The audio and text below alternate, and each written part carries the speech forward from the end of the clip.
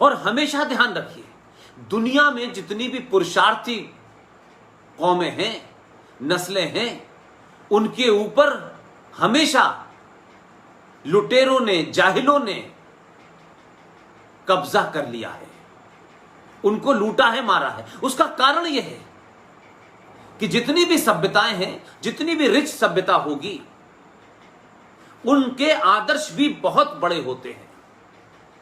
लिहाजा उनके मन मस्तिष्क में इस सवाल ही नहीं आता कि एक मनुष्य जानवर की तरह यह बिहेव करेगा और ये क्या क्या कर सकता है ऐसा, क्योंकि उन्होंने देखा नहीं होता तो उनकी समझ में नहीं आता। इसीलिए इस देश में जब ये मुसलमान मुगल आए, जिहादी आतंकी आए, तो उनके दिमाग में सिर्फ दो ही चीजें थी। आप पूरे मुगल रूल पढ़ लीजिए, पूरा मुगल रूल पढ़ लीजिए, उस पे अलग अलग किस्म के चांदी के बरख लगाए गए हों, उनको अलग अलग गिलाफों में रख दिया गया हो। उनके दिमाग में दो ही काम थे, औरत और दौलत। इसके अलावा कुछ नहीं किया उन्होंने। दौलत लूटी और औरत भी लूटी उन्होंने। तो कितने मुगल थे जो आए थे तो अपने साथ में वहां से अपनी बहन बेटियों को लेकर भी आए थे। तो ये जो हजारों हजारों के हरम बने हुए थे, उसमें सब हमारे पूर्वज थे। और जो भी कुछ किया उसके बाद चले गए। लेकिन मैं फिर कह रहा हूं कि मेरा कंसर्न और मेरी तकलीफ उन मुगलों से नहीं है कि वो तो रूलर थे, वो तो वैशी थे, वो तो जिस संस्कृति को मानते थे, जिस मजहब को मानते थे, उस मजहब का हिस्सा ही थे वो। They are the true representative of Islam. इसलिए मैंने कहा, यह रेफरेंस इसलिए देता हूं कि जिस इस्लाम के नाम से एक देश बना, जिसको आप इस्लामिक रिपब्लिक ऑफ पाकिस्तान कहते हैं, कमाल देखिए कि प्रॉफिट मोहम्मद साहब के परिवार, हुसैन और हसन के परिवारों को मानने वाले जो उनके नवासे थे, प्रॉफिट मोहम्मद साहब के, उनको मारने वाला उनके यहां हजरत कहलाता है। उस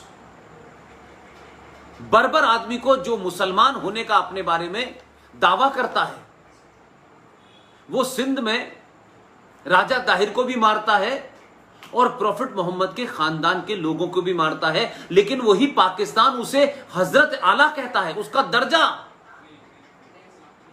उसके बराबर। उन लोगों ने क्या किया, यहां से चले गए। लेकिन मेरा सवाल दूसरा है, वो चले गए, लेकिन 1947 के बाद भारत का इतिहास लिखने वालों ने क्या मक्कारी की है। एक पुरुषार्थी, एक सम्मानित कम्युनिटी, जिनके आदर्श, जिनकी परंपराएं, जिनके मूल ऐसे थे कि पूरी दुनिया उसका मैच नहीं कर सकती थी। जो ये जिहादी सड़क छाप जो थूक थूक के बीमारी को फैलाने में लगे हैं, ऐसे लोग, उन्होंने ही इतिहास लिखा। और इतिहास में क्या लिख के गए, जो आप और हम पढ़ते हैं, जो आज के युवा को पढ़ाए जाते हैं, तो उसे एक ही नैरेटिव बेचारे को पता होता है। और हमारे लोगों को, हमारी दौर के हमसे बड़े लोगों को आजादी के बाद थे तो वो बेचारे अपनी जिंदगी जीने के लिए लग गए। मकान कैसे बनेगा, बच्चे कैसे पढ़ेंगे, सीमित साधन थे। तो बहुत ज्यादा उन्होंने भी एक प्रोएक्टिव होकर के ये जो तमाम झूठ थे, उन झूठों से इसलिए मुंह मोड़ लिया कि उन्हें जिंदगी जीने के लिए अपने बच्चों को पालना था। लेकिन आज की पीढ़ी साधन संपन्न है, अपने आप सोच सकती है। इसलिए देखिए क्या आपको पढ़ाया गया। कहा गया कि भारत में कुप्रथाओं के बारे में, कि इतनी सारी ऐसी प्रथाएं थी जो बहुत कुरूप थी, ये कुप्रथा थी। इसलिए क्या क्या कुप्रथाएं पढ़ाया गया कि भारत में सती का चलन था। ये सती प्रथा जो थी बड़ी कुप्रथा थी साहब।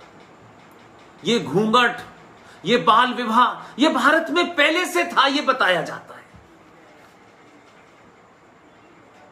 अगर सती का मामला था और उसे हिंदुत्व से जोड़ा जा रहा है कि ये हिंदुओं के अंदर एक बहुत बड़ी प्रथा थी, तो भाई भगवान मर्यादा पुरुषोत्तर राम के पिता की तो 3 पत्नियां थी। अगर हिंदुत्व की बात करोगे, सनातन की बात करोगे, तो फिर वहां से शुरू करो।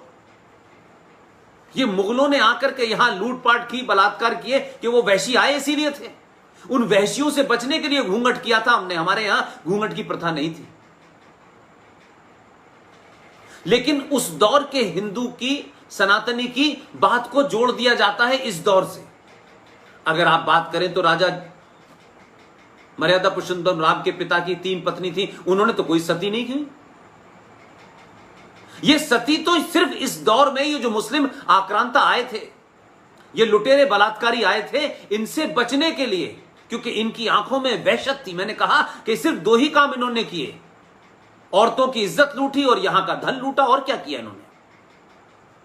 यहां की परंपराओं को, यहां के लोगों को कमजोर करने के लिए हजारों मंदिरों को तोड़ा, उनके ऊपर मस्जिद बना दी।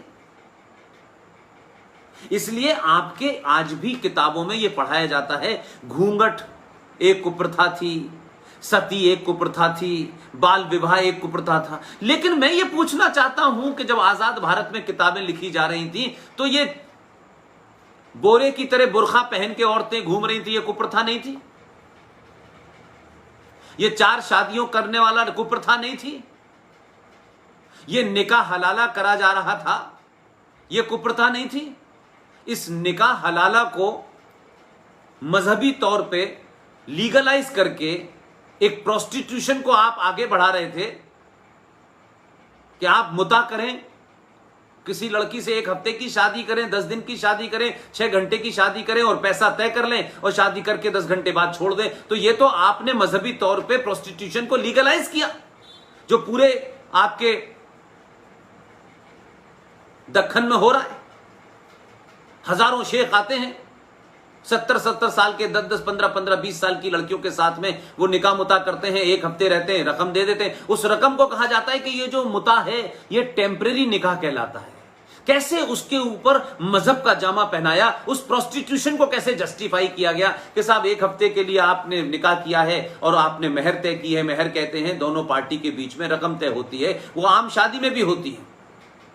और उसके बाद अगर शादी खत्म हो जाएगी तो वो मर्द जिसने उस रकम का तय किया है, जिसे आप मेहर कहते हैं, वो उसको अदा करेगा। तो आपने 1 हफ्ते की शादी, 1 घंटे की शादी, 2 घंटे की शादी, ये दुनिया में सुना है, लेकिन इस प्रथा के बारे में आपने कभी किताबों में नहीं पढ़ा होगा। हमारे राइटर ने, शिक्षा के जो हमारे बड़े सारे मंदिर हैं, उन इतिहासकारों ने नहीं लिखा कि ये भी एक प्रथा थी तो इसके खिलाफ भी। अरे हमारे यहां कोई प्रथा थी जो बनी, उसको तोड़ने के लिए हमारे समाज के अंदर से लोग आए और उन्होंने उसका विरोध किया, लड़े। लेकिन इस्लाम के मानने वालों में आज तक कोई ऐसा बाहर नहीं निकला जिसने उस कुप्रथा के खिलाफ कोई मूवमेंट चलाया हो, क्योंकि उनके यहां वो सब किताब जस्टिफाई करती है, इसलिए उनके यहां मूवमेंट नहीं चलता, इसलिए उनके यहां कोई कुप्रथा ही नहीं होती है।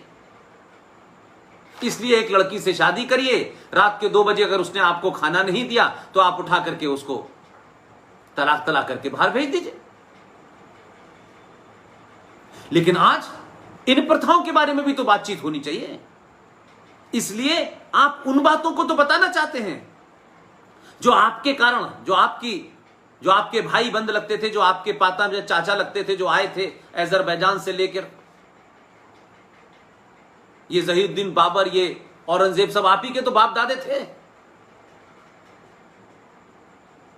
तो मेरा कहना यह है कि अगर आप सही बात नहीं पढ़ेंगे, सही सवाल नहीं खड़ा करेंगे, तो ऐसे ही मक्कार आपके बीच में जो बैठे हुए हैं, ये वही काम करेंगे जिन्होंने खुल के किया, इन मक्कारों ने आपके साथ मिलके किया।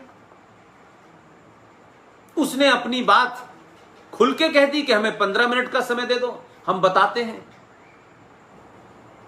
आप 15 मिनट का समय जो मांग रहा है, तो उसने अपने अंदर की बात बता दी। और जिस औरत ने नहीं बताया जम्मू कश्मीर में, जिसका बाप भारत का पहला गृह मंत्री था मुसलमान, उसने ये चिल्ला के नहीं कहा, उसने खामोशी से 5.5 लाख कश्मीरी हिंदू पंडितों को उस अपनी धरती से बाहर कर दिया और 2,500 पंडितों का रेप, मर्डर कराया उन मुसलमान जिहादियों ने जो बरसों से उसके साथ रह रहे थे। तो आपने पता ही नहीं किया कि जो आपके बीच में रह रहा है और जो आपके पड़ोस में रह रहा है, उसकी मनोदशा क्या है, वो क्या किस चक्कर में बैठा है। उसने एक समय तो फारूक अब्दुल्ला, शेख अब्दुल्ला, इन सबको कन्वर्ट कर लिया, लेकिन अभी भी बहुत सारे पंडित वहां थे जो कन्वर्ट नहीं हो रहे थे। तो या तो वो आपको कन्वर्ट करना चाहते थे और आप कन्वर्ट नहीं हुए, तो उन्होंने एक साजिश के तहत आपको देश का गृह मंत्री बनके और मिखले आपको निकाल दिया। जो बचे 2-2,500 रह गए, उनको आपने मार दिया, रेप किया, मर्डर किया।